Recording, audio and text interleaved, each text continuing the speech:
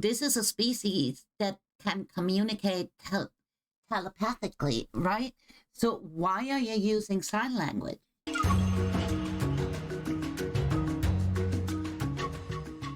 If it's one thing, it's fucking hilarious. It's basically everything that Star Trek is not. Yeah, how to not be Star Trek? I love a good Episode 2. This show is like the Pringles of TV shows. I can't stop. Oh my god. The Pringles. Once you pop. That's a trick. It's true, guys. The second episode of Starfleet Academy I feel sorry is for this guy. so much worse than the first. I don't think I can mentally handle this. Hours of TV that I've had to swallow in. Dudes, just as a disclaimer, you're probably gonna lose brain cells watching this. Just as a disclaimer, right? We are all gonna be a little bit more stupid after watching this. Star Trek, what the fuck are you doing? Quite a long time. How are people going to respond to it? It's fucking Star Trek. Oh, yeah, they're no. gonna hate it. Oh God, yes. Nobody's gonna watch this. Nobody. No, dude, I refuse to watch this. I fucking refuse to watch this. But before I break down this Slop Apocalypse, let's begin this review with an anecdote to help illustrate the differences between Episode 1 and Episode 2 of Starfleet Academy. In the world of dating and marriage, two things that Alex Kurtzman Star Trek fans will probably never experience outside of hugging their cats, there is something called the cool girl principle. Wow. When you first get together in that sweet honeymoon phase, your girlfriend is cool. She loves video games. Hell, she even loves watching you play video games. During this early phase, cool girl watches football and eats hot wings. She wouldn't dare nag you because that's not what cool girls do. And so you fall in love. You buy a ring. Surely, cool girl is gonna watch you play Smash Bros on an emulated N64 until you both get bed rot and die together in a sweet embrace. But that's me and hobby right there. I never stop being cool girl. I still play video games. I don't nag. I don't know. Just found my best friend and yeah, I love him. Love to watch him play video games and yeah, just stay cool girl. The second that ring hits her finger, when the honeymoon phase finally ends, cool girl suddenly vanishes. Now she shows you her true colors. Oh no! Turns out she hates video games. And she hates it even more when you play video games. Suddenly, she starts eating buffalo wings with a fork and a knife. She can't do hot wings anymore and makes you... Dude, who the fuck eats buffalo wings with fork and knives? That's a death sin right there. God damn it, no. No! Order mild, which everyone knows is usually really dry and mild? Sauceless. Fuck and that. Now she demands ranch instead of blue cheese. During the big game, she starts asking you questions like, what is a field goal? And says things like, wait, we're only... Okay, that's one thing. I don't watch sport. But Hobby knew this from the start. Because I told him, like, the only sport I watch is, like, maybe the World Cup final. Sure. If I'm in the bar with friends, yeah, sure. I'm not going to sit there and, like, boo. That's kind of... Okay, ice hockey I can tolerate. Like at the moment, the Olympics is on, right? I haven't watched anything, but Hobby is also not into sports, so we don't like we already established this common ground. Now, if he would have been like a sport dude, that would have been fine with me. I would have just like left him that space and that moment and go like, yeah, sure, go watch your shows or whatever, right? Do your sport thing, but I'm not gonna partake in this because it's none of my interest. And I'm always upfront. I don't pretend to be something and then later on it's going like, what? But I hate this. Yeah, just don't work out at all. Heather with the 55 consecutive streams. Let's fucking go. Halfway through the game, after Yeah, I the hate cool football. girl illusion Or soccer, or fumbles, whatever you you're want to left with call a it. nagging, sweatpants-wearing, period-having lunatic who hates Ew. everything you do and watches you at night while you snore. That's the creepiest fucking shit ever. No, don't watch people when they sleep. The fuck? That's the freakiest shit ever. Or dreaming of killing you in your sleep. With Starfleet Leering Center Episode 2, the cool girl phase is officially over. And if Episode 1 was like cool a girl. 3 or a 4 out of 10, this is like a hard fucking 0.75. This shit. stinks. This is only gonna get worse. After an hour of space battles, not much YA romance crap, 1 and some pretty hour cool of scenes this with shit. Paul Giamatti, it's now time for the sloppy sweatpants to come out of the Trek closet. Now you Give will it meet to the us real today. Slopfleet Academy, the one your mama warned you about. Episode 2 is chock full of YA nonsense, a completely different and insanely awful musical score, zero mention or appearance of Paul Giamatti, a bunch of terrible humor for complete ninnies, and a doubling down of every bad element. It's a lot of potty humor. It is. Like, they just joke about, like, poop and, oh my god, you're so poop. And it's like, that's not very mature. Lexidus, good to see you. Hi. Element from the first episode with no trace of any of the even somewhat positive elements from the first episode in sight. It's such an incredibly warm, smart group of writers that came together to make this that I'm just like, yo, we can't miss. No. Yo, we can't miss. People gonna love this shit. Like pussy in here. So join me as I break down Slopfleet Academy Episode 2. This isn't even funny anymore. I don't know if I'm gonna laugh or Fall cry. Semester, reminding the audience of going to school, something that is way more fucking fun than watching this show. Yeah. Having fun? No. Granny's peach tea begins the episode by imparting some wisdom into the audience. If you want to serve the galaxy, make your bed. Here's another. Get to class on time. Jesus, lady, if you want to save the galaxy, shampoo your fucking head. Your hair is like my men. Every year it gets darker and thicker. You know, making your bed might seem like the absolute bare minimum. But when your porky, window-licking cadets are eating their own comm badges, you gotta start with the little things. I think I swallowed my comm badge. Yeah. Whoa, what's wrong with you? Peaches. Yo. Yeah, I can't believe this has happened. Like, how did she even get into an academy? Like, how did she even manage to fill out an application to be in this prestige school, right?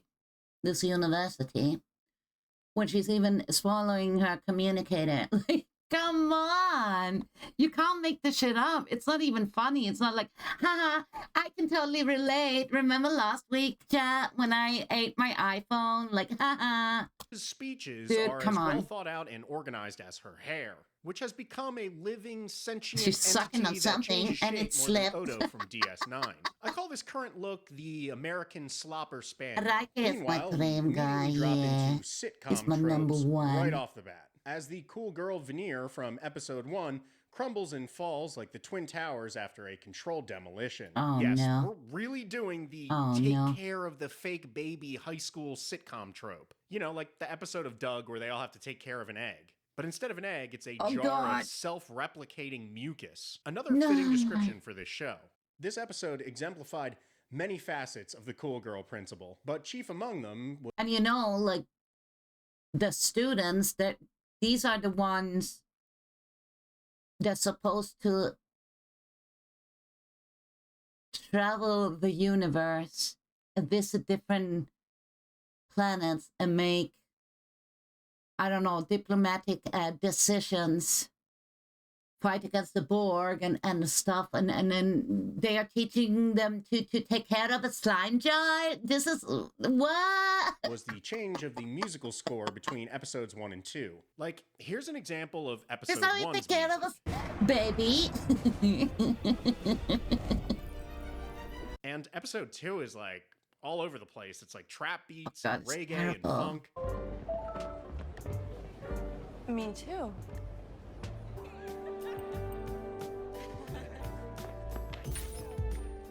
No more Beethoven. No more Tchaikovsky. Oh my god, was that a DJ scratch? It was always like classical music in Star Trek, right? This more like sophisticated, what you think like academic, and I don't know. It had certain charm, right? They were like fancy, sophisticated people listening to classical tunes. You know, we got like, I don't know. In Star Trek? That is unfortunate.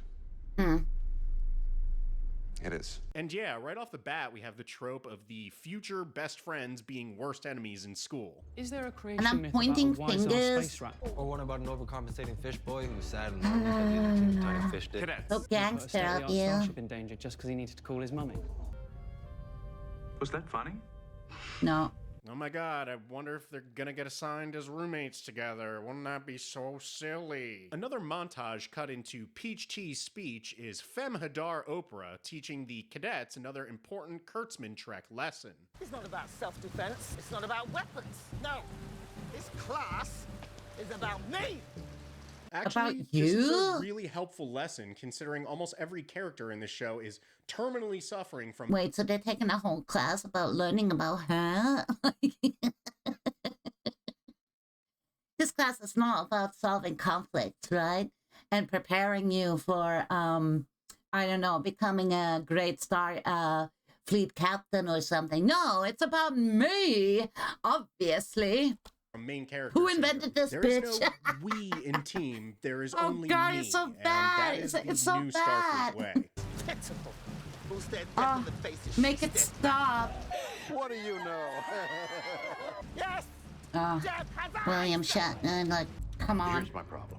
You're blind. Mr. Crane. What? As Peach T continues her speech, What? holy shit! Whoa, whoa, whoa, whoa! What is that? I could point out that 1,000 years into our future, in a world where a transporter can cut your hair and shower you and change your clothes, where That's another thing. Disability. You know, they are in the future. They have advanced technology. Why are you still in a wheelchair? God fucking damn it, dudes! They can even make a blind man see, but they can't get this dude out of the wheelchair. And this just goes to show everything is downhill, man. Aria, hi, you cutie patootie. Curb, do me a favor and shout out the sexy, my sexy nun. Aria, please. Yes, amazing content creator. Please chat. Do me a favor, give her a follow. You're amazing. We're watching Star Trek Episode 2, or the sum up version of what's going on. Yeah, this is terrible. I got my eyes closed and the puke bucket right next to me. Just in case, right? This is so terrible. medicine and famine and disease have been cured. We got a person in a wheelchair. Like, this exists in this universe. But I guess a pair of robo-crutches was just too futuristic. Yeah. And look, I would gladly Couldn't fix this congratulate guy's the problems. brave freedom warriors at Paramount Plus for somehow shoehorning in a handicapped kid. And that's it. It's a science fiction show that inspires, where it gives you a glimpse of what the future has installed for the human race that travels the galaxies, that has conquered world hunger, have food replicators, advanced technology that can teleport you instantly from one spot to another, that has solved medical problems, and you are telling me, like, now there's a bunch of morons and retards, and oh God, please, I can't. This is over. Ain't got nothing to do with Star Trek no more. No, it's supposed to show you something sophisticated that gives you a better version, right? Like a better version of humanity. And now you dumb it down into a show set 1,000 years in the Make future. it bulk. But I can't really give them their flowers because of one little issue. A Guelph man won tickets to an exclusive screening of that new Star Trek series, Wow. Starfleet Academy, in Toronto last night. Problem is, he needed an accessible ride to get there, and the service he needs was all booked up. That when Paramount Plus Canada... Clearly, as the show, the creators of the show, it was very important for them to have like a wheelchair actor amongst these Starfleet Academy guys, right? And then they invite a dude who's actually in a wheelchair in real life, and they're just like, oh, well, fuck you, no, you can't come. Like, that's your problem. We're not going to make it possible for you to have access to the show because you're in a wheelchair. Like, what the fuck? Dude, you cannot make this shit up. You cannot make this shit up. Ran a contest for tickets. He entered, and he won. So I told them, okay, cool, I accept. I have I to want book a to come. wheelchair taxi. Ashby called Red Top Taxi in Guelph, but on such short notice, he was out of luck. After the Kind of funny though, but it's sad. This is so sad. No. Smash cut to a horrific goddamn nightmare. This Pokemon-looking pufferfish rock retard monster from Star Trek Product. Dude, this is kind of cute though. I'm not gonna lie. This is kind of Pokemon.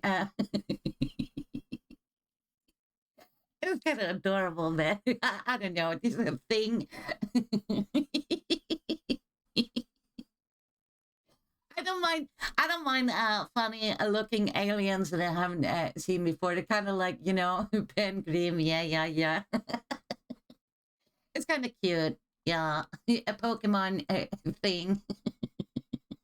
Prodigy. This is What like the a fuck? pure visual microcosm, a pure visual illustration of how Kurtzman Trek It's does kinda not cute. fit in with the rest of Star Trek. I mean, it's all summed up in this image right here. Dude, Sean Connery's CGI face from Dragonheart was more convincing than this. Get this fucking thing off my screen. No, it's kind of cute. I don't have a problem with this. That's the least of my problems. We get our room assignments. So the cadets get their God. room assignments, which... Now I have a problem. Like a holotard. Yeah.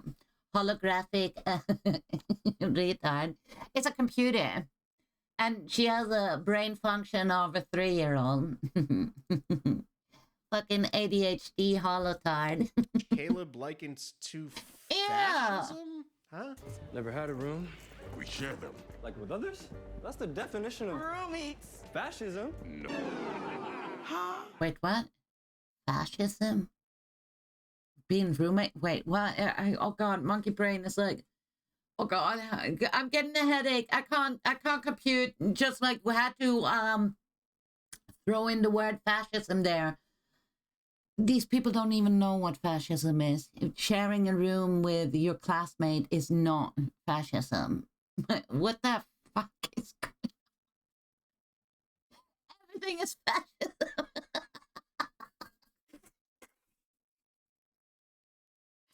That's the message they're bringing across. The youth is watching this and going like, wow. Yeah, this is like the origami No one is chicken watching this. joke Who am I from kidding? No one episode is fucking 1. watching it's this. something that you could probably sit down and think about for an entire week and still not be able to figure out what it was supposed to mean. Okay, No, monkey can't background music compute. check. Now this is like piano-based trap music, almost West Coast hip-hop flavored. No clue what the tone is here. What are we doing, guys? My roommate? What the fuck's supposed to be the show? No way. Oh my god, no way. The guys who hate each other are roommates. No way. Yeah. Yo, we can't miss. It's at Yo, this we point can't where I miss. really started noticing these poorly composited CGI robots Weird, that they've added weird. to like every frame of this series. These things not only don't feel like anything we've ever seen in Star That don't look Star Trek to me. It doesn't. It's like, that's not Star Trek, like having a bunch of house robots. Next episode gonna be like the slave robot starting a revolution and go like, no, we refuse to be your servants no more. We don't want to wash your windows and serve you foods. We are better off, right? Like, won't somebody please think of these tiny robots getting used as slaves. God, terrible. Star Trek, but they're also so poorly No batteries composited into included. their environments that I couldn't even tell like which side of peach tea this thing is even actually on until it moves.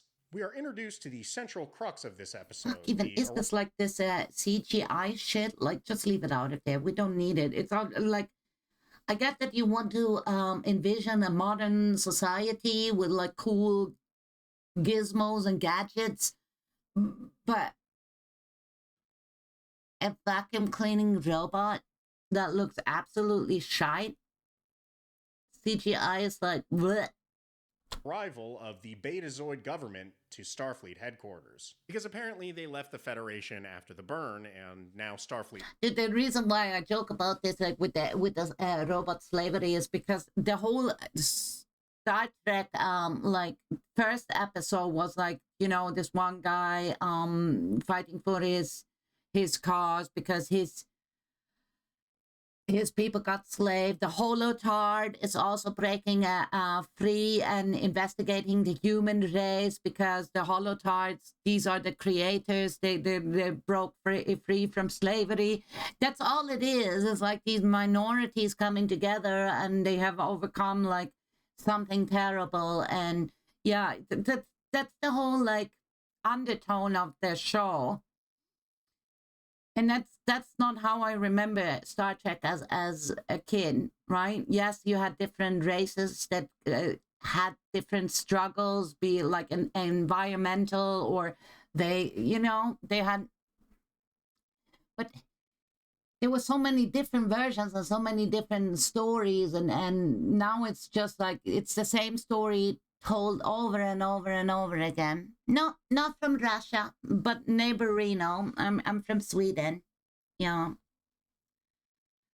wants them back. It seems like they're structuring this episode like most Star Trek episodes, with an A plot following our beloved characters, who in this case are a bunch of helmet-wearing, wheel-chair-having, comm badge-eating morons, and a B plot following some kind of diplomatic issue with an alien race. So these two butt buddies are fighting about their room assignments when Peach Chi lays down the law.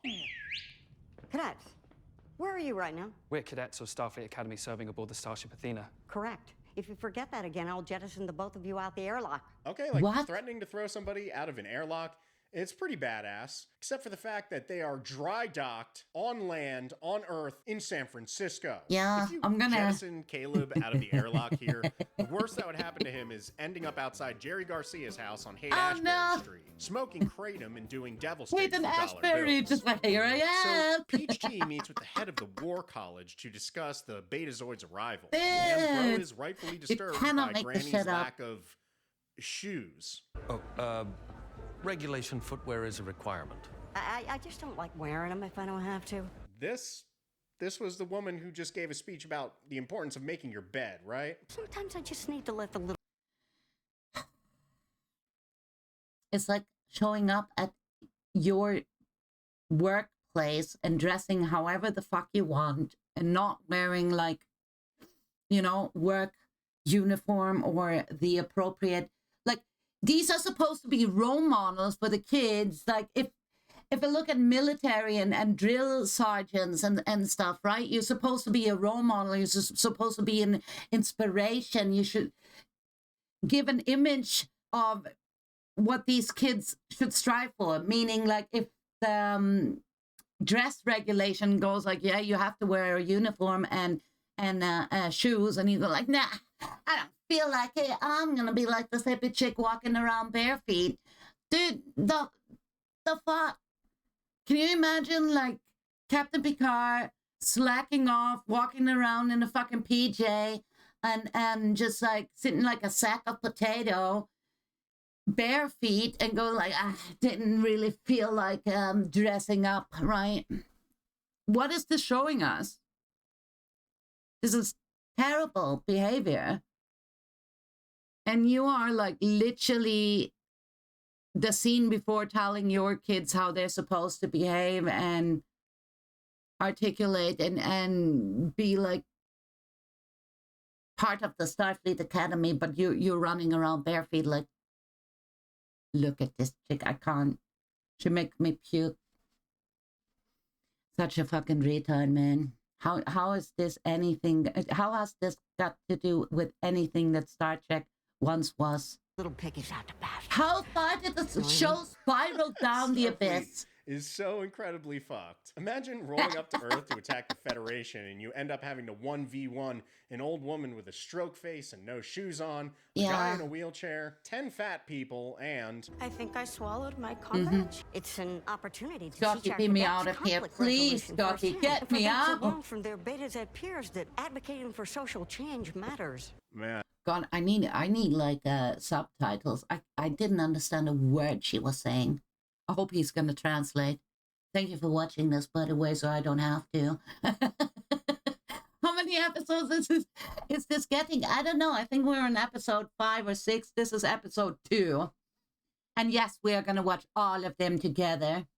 But a little bit at a time, because otherwise I'm really going to puke in my bucket. So I just given it episode 2 today, and then maybe like episode 3 next week or something. So we're taking it slow here. We digest it in little doses.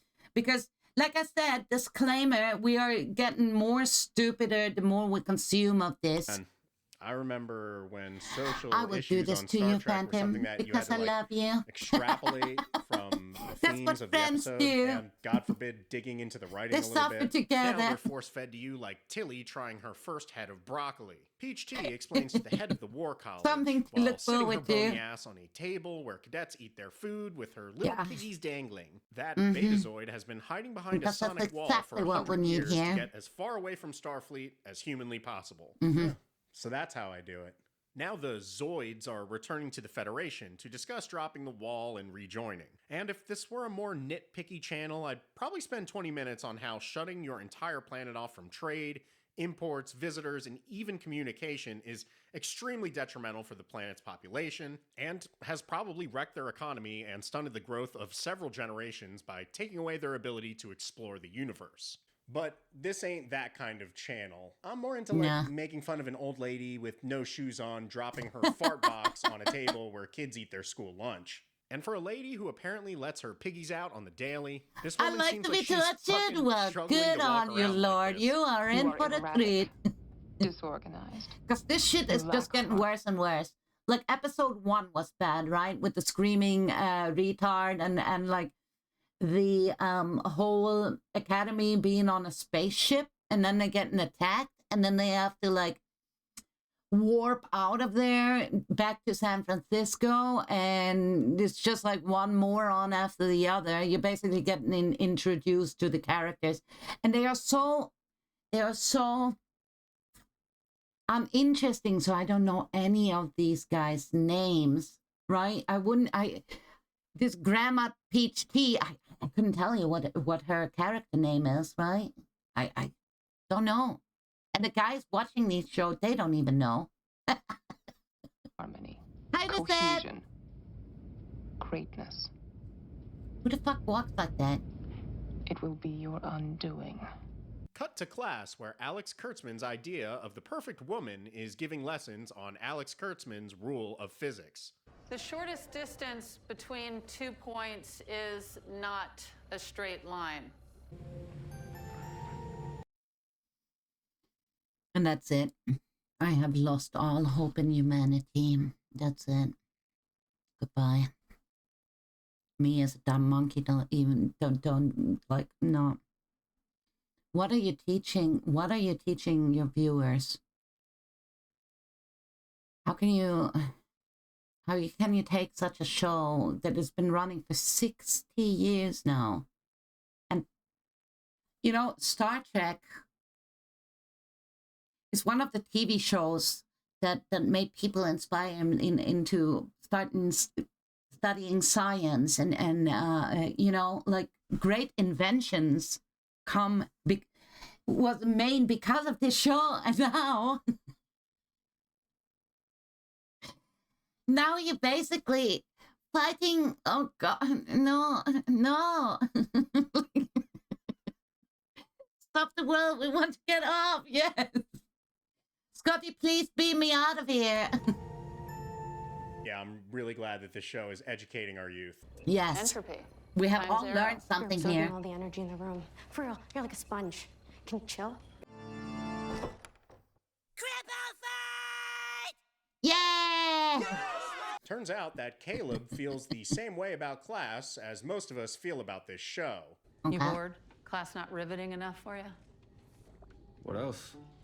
Ladies and gentlemen, our Yeah. best and brightest. Not to be rude, but there's nothing you can teach me that I don't already know about temporal mechanics. And I'm actually trying to do some real shit, so... Attention all cadets. Oh my god, the bell is ringing to the tune of the original series music. So Caleb bumps into Hologram Tard and her goop baby squirts all over him. Chief among the major changes from cool girlfriend to lame girlfriend between The goop baby squirted like, haha, shit's so funny. This is hilarious. episode 1 and 2 is the blatant character assassination of Caleb. I know this In man would episode have my 1, foot this up dude was his a ass. hardened criminal that they introduced like Bane. This woke television program might be dangerous. For you. But For we can't have a you. strong male presence on this show, so only one episode later, this dude is the Wait, he went from Bane character to Squirt Baby. Dude, you cannot make this shit up, right? All masculinity, like, gone. That's it. New Squirt Baby now. goofiest motherfucker alive, and everybody is clowning on him. It's like he's gone from breaking Batman's spine to being Kramer from Seinfeld in one episode flat.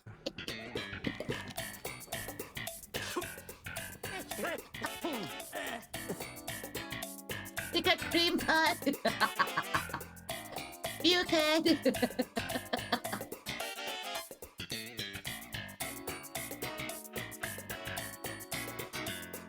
Dude. Oh, God. Okay, whoa, not that Kramer. After suffering his demolished manhood, Caleb tries to escape Starfleet Academy. Of course. Something I Who would wouldn't have want done to as get well out if of my there? last video didn't hit 200,000 views. And so we meet Betazoid B-Cups, a renowned psychic and empath who opens up with a question. Why are you climbing the fence? Yeah, lady, you're a prolific psychic. I Mhm. really don't think you need to ask. So B-Cups talks Caleb off the God. ledge, literally, and the two of them start making YA googly eyes at each other. The Betazoids have arrived, and... Say that googly eye. What? Oh my god, what are we doing here? Betazoids are empathic, psychic, and they don't often use words to communicate because they do so with their mind. Yeah. So the writers of this show read that description out of like the Star Trek dictionary and took that as they can't actually speak? Like, why are Betazoids using American ESL, which is specific, by the way? I mean, there's multiple forms of sign language. Yeah, that's it, right? You have different sign languages. And who are they signing for? I mean, this is a species that can communicate telepathically, right? So why are you using sign language? It's not like they are mute or deaf. They just like, they can have an internal monologue with dudes like, the fuck? They aren't deaf. They are not. Clearly not. And who are they signing to? The audience? What? Even on planet Earth. Do They're all the using audience have American hearing ESL to talk trouble to now? each other amongst themselves? And if their leader is deaf, because he Dramatic. never speaks the entire episode, he only signs, not only would he not learn American ESL, but if he were deaf, that would be even more of a reason to use his telepathy when he's communicating with his fellow Betazoids. Wait. So, wait, now, who is this? So basically, you took a race that was existing that already had its lore, right? The Betazoids, and you changed the whole concept. You took like 60 years of existing character creation and just like shoved it in the bin. That's what they did. Member of Starfleet signing to. She's translating for the audience who isn't deaf? Who is this for? She's only facing Starfleet. You would need someone translating the Betazoids ESL into English for the audience. This translator should be speaking what the Betazoid is signing into spoken language. If she's And just everyone, like, repeating yes, it the does. Betazoid signing to the audience, then who is she even helping? They can already see him signing, so she's just repeating the sign language in sign language. Oh, it. Oh, shit. So anyway, Beta Boy says no because... You cannot make this shit up. Like, someone must have written the script and went like, All right, places everyone. Actors, this is how the scene plays out. You, as a Betazoid, start signing because no more telepathy for you. And you there, actor number 2, you also copy whatever he signs to the audience, right? To get that double design, but who's actually doing the fucking translation here? Huh? The script still needs 2 more acts. Didn't they like read the script and as the scene plays out, think like, dude, this doesn't make sense. It's like if, you know, I used to be a translator, right? It's like if I read an English script and just send it back in English. And then just like, you didn't translate it though. No. What? And telepathy equals sign language. Prove that 15 seconds can't happen in the show without something driving me crazy. Caleb throws an apple I into don't a think trash about can it. in Peach Tea's Monkey office already while she yells at confused. him. And holy shit, I mean, from this angle, he throws it so softly. And then from this angle, it goes soaring like 15 fucking feet across the room. But the apple is digital in both shots, and the force of the throw does not match the distance of the apple. And to really drive the point home that everything in the show is fucking broken, when the apple hits the trash can plays. I think another actual ChatGPT Star would Trek written jingle. more coherent script. Absolutely. A fourth wall breaking garbage can.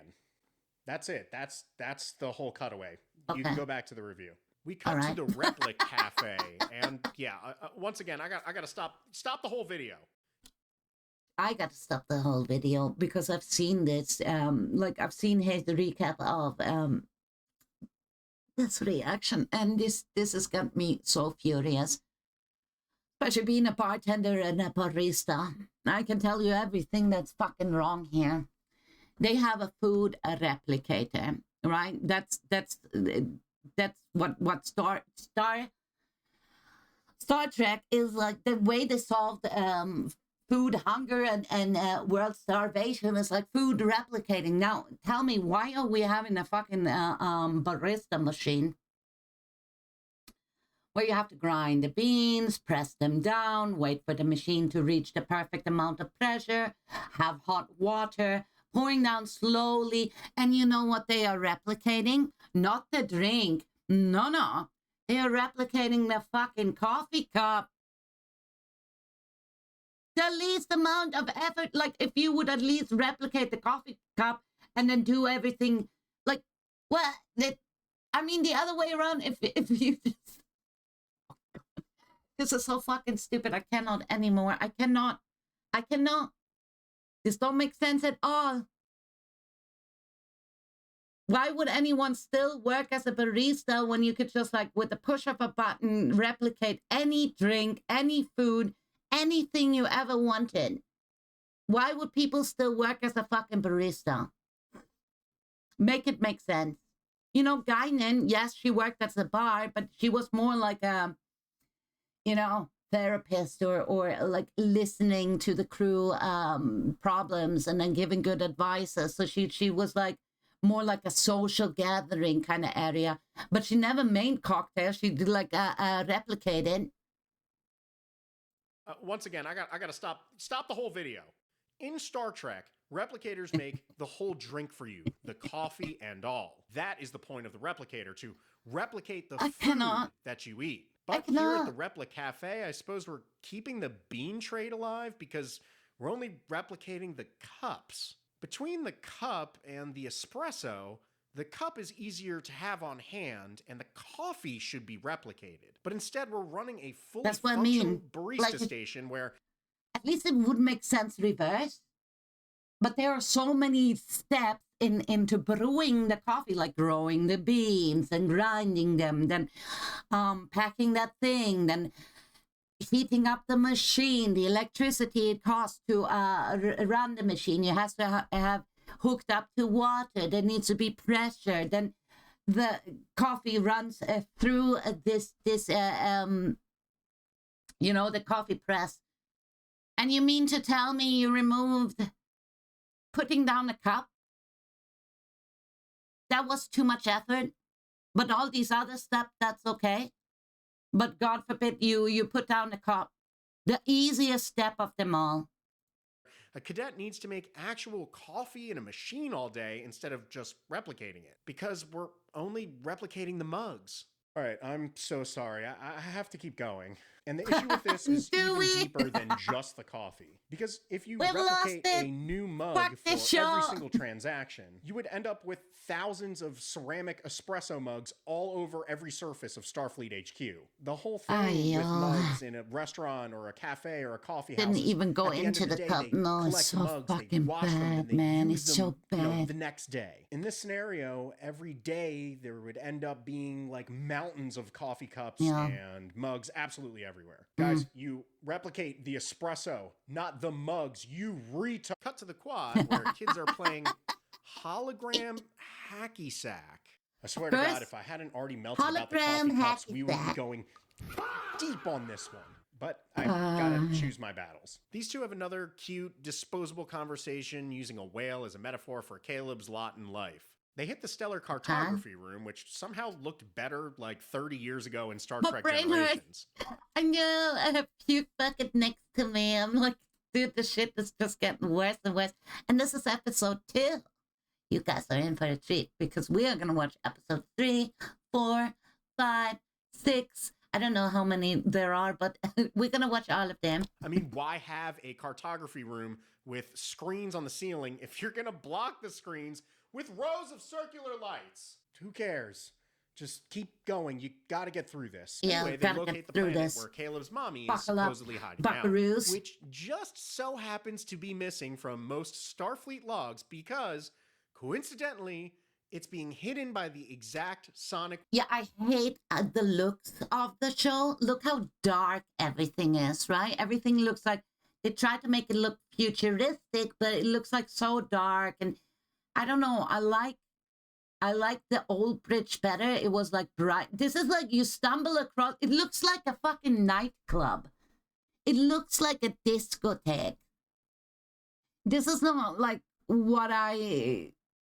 Star Trek has a whole different ambiente. This is like, no.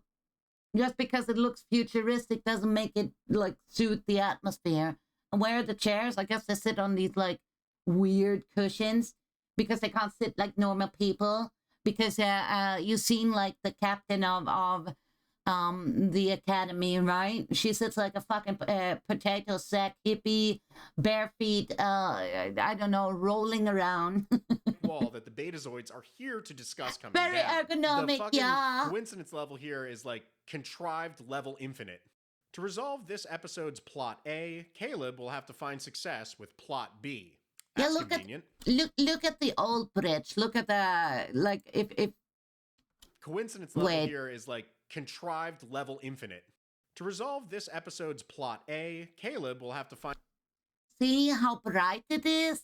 And yes, they had computer screens and you know, it kind of looked... It looked cool. I love the lighting. It's not like a dark, shady nightclub with like futuristic stuff. They literally have like airplane compartments above and then these big screens and it's cool. It looked derby. It suits like... It's the same with like Alien, right? The computer with just these blinking lights and stuff. And now that we have like, just because we have the modern capability of CGIing anything we want on screen doesn't mean like, I still love the old concept. This is what it's supposed to look like, not like a fucking nightclub. Find success with plot B. That's convenient. I need to see my father. Wait. You want to see a thing? This one might cheer us both up. Please you want to see a thing? Please be talking about your dick. Oh man, so it's just a hollow room with whales in it. Oh wow. Fucking lame. Starfleet throws a gay little opera party for the Zoids, where they once again try greasing this deaf guy's wheels, but he ain't feeling it. And that means just keeps getting worse and worse. And like any romantic comedy, we head into Act 3 with both parties in an Yeah, irreconcilable Alien Isolation, state. one of my Don't worry, favorite he'll accept video Starfleet's games. And dude, I love that they made the level design exactly like in the movies, right? It's got something charming. Like, well, you know, just throw Ricky Berwick in Star Trek. Of course, they throw all, like, a bunch of known actors. I don't know why they would tag along in this nonsense of a abomination of a show. Terms within the next 20 minutes, but until then... Yeah, just because you have CGI doesn't mean that you have to be lazy with it, right? And change the concept of something that already looked fucking awesome. Something that people got used to see for like 60 years time, and now you're changing, like, everything is so dark and blurry and modernized, and I hate the looks of it. I fucking hate the looks of it. It doesn't suit at all. No. Is over. And like any romantic comedy, we head into Act 3 with both parties in an irreconcilable state. Don't worry, he'll accept Starfleet's terms within the next 20 minutes, but until then... People keep telling me to chill and that I'm a lot, and I don't think it's a compliment. Oh man, this is making me actually miss Plot A. Can you, like, go back to that? I would take exhausting diplomatic discussions with a deaf guy over this, easily. Maybe I don't fit here. You mean, like, through the doorway? Meanwhile, Caleb just read the script for Slopfleet Academy Episode 3. We cut back to the same courtyard. Okay, so they're on an opera, and these guys are so retarded, so they have to make, like, funny faces and don't appreciate art. Like, you know, it's supposed to be, opera is like art, and it's supposed to teach you things, and these actors just like, oh, this is so shit, get me out of here. Where these two had their last conversation, which doesn't feel repetitive at all. Speaking of repetition, Peach Tea heads to Caleb's dorm to convince him not to leave Starfleet. This is the same conversation they had twice. Wait, wasn't that in the first episode? Yeah, that was all about, episode 1 was all about convincing this guy to join the academy. And then in the episode, he decides, like, ah, fuck it, it's just a bunch of retard. And then she convinced him at the end. And now you mean, like, episode 2 basically keep dragging on? Like, does this guy really want to go in this school? Like, how often do you want to bring up this plot? Like, oh no, I'm against this. I do my own thing. I don't really fit in here. I'm, you know. And this bitch just like, no, please stay. We need you.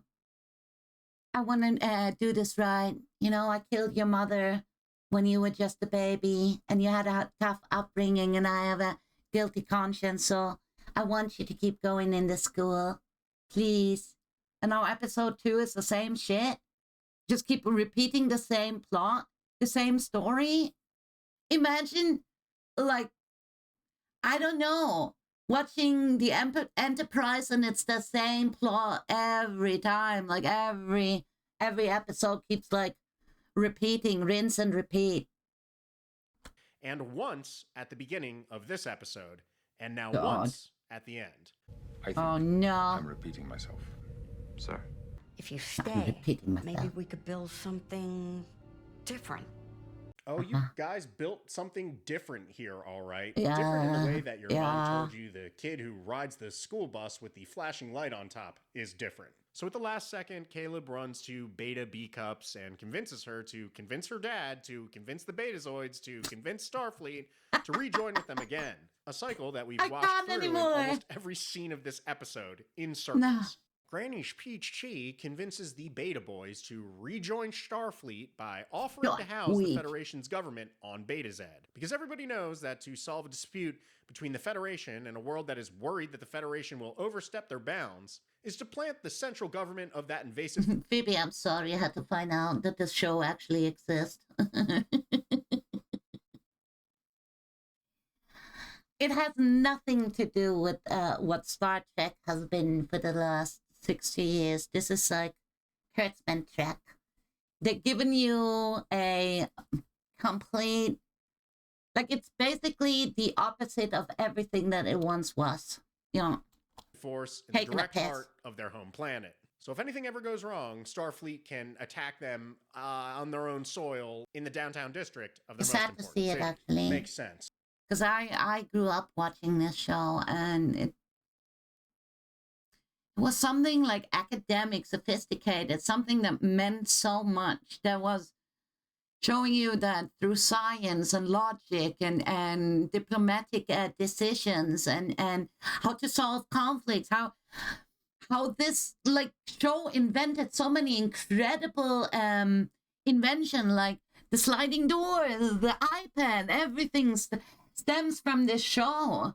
Can you imagine how many of our scientists today watched this as kids and went like, dude, when I grow up, I want to become like a super smart math science dude, right? And change the world. And now we see this law that just like, yeah, if you're a gay retard, that like, yay, eating the communicator. Good on you. Don't wear shoes. Just slop around. Who cares about values and discipline and I don't know. Oh God, this is so terrible, guys. It just hurled down my pocket like blah.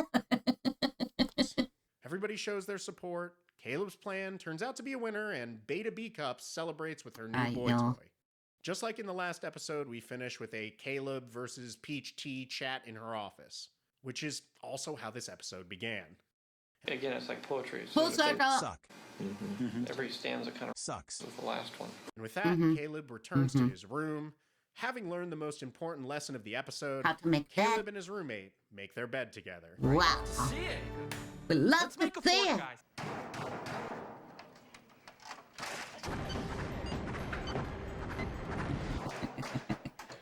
And yeah, oh my God.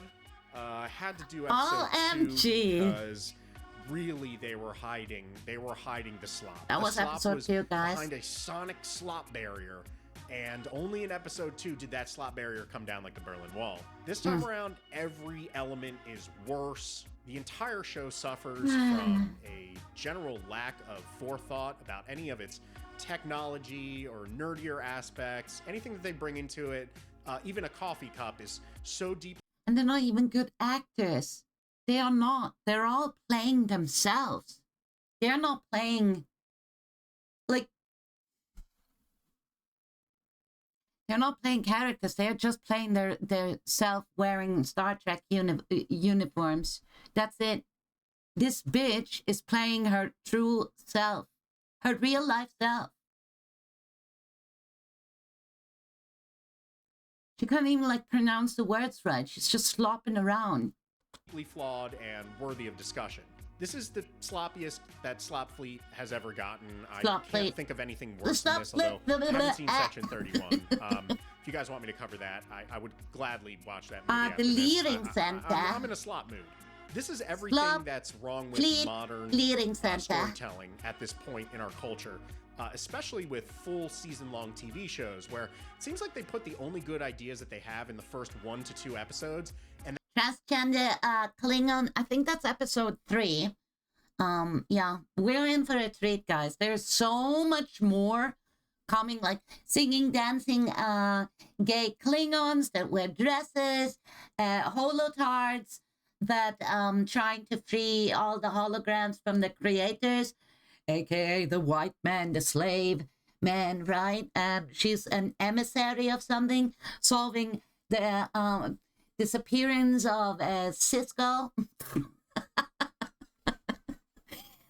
we got a couple of great episodes ahead of us. Yeah. And then everything just falls apart. Whether it's Rings of Power or The Acolyte or even Alien Earth, the first episode or 2, it's full of slop, but it's like almost got enough ideas that you can stick with it, and you say to yourself the most toxic phrase of all, which is, all right, I guess I'm interested in seeing where this goes.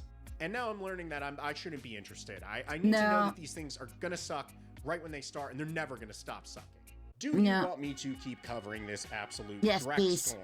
Or can I move on with my life and get back to making videos? Someone has to watch it and give me the recap, because I fucking refuse to watch this. So thank you, Movie Blues, for suffering through these hideous episodes. You're literally doing this girl a solid for breaking it down in a funny way. I really appreciate it. Please keep this up so I don't have to watch it. Videos that people don't really watch. It's up to you. Let me know in the comments below. If you liked what you saw here, give a sub to the channel. Help me out. Every little sub helps. Until next time, this is DS Lions reporting from the absolute bottom of Slop Mountain. Have a good night, and don't watch this show anymore. Bye. Bye. Dude, this guy is hilarious, and he's suffering through this. He's done all the episodes so far, like episode 3 and 4 and 5, and so yes, you were in for a treat. We are gonna react to this. I think this shit is so fucking hilarious. It literally shows you everything that's going on in Hollywood and how wrong they are shoving down their narratives and destroying great franchise and millions of fans and just turning it into this whatever it is. I can't even like put it in words, whatever this is. It's like from a scale of 1 to awful, it's awful plus, man. That's what it is. Yeah, that's it. I can't even laugh. I'm just disgusted. The show is so cooked. I hate it. I don't know if I should laugh or cry. If you take something that has been around for so many decades and you turn it into this there should be a law against ruining a great story and just dragging it through the trash.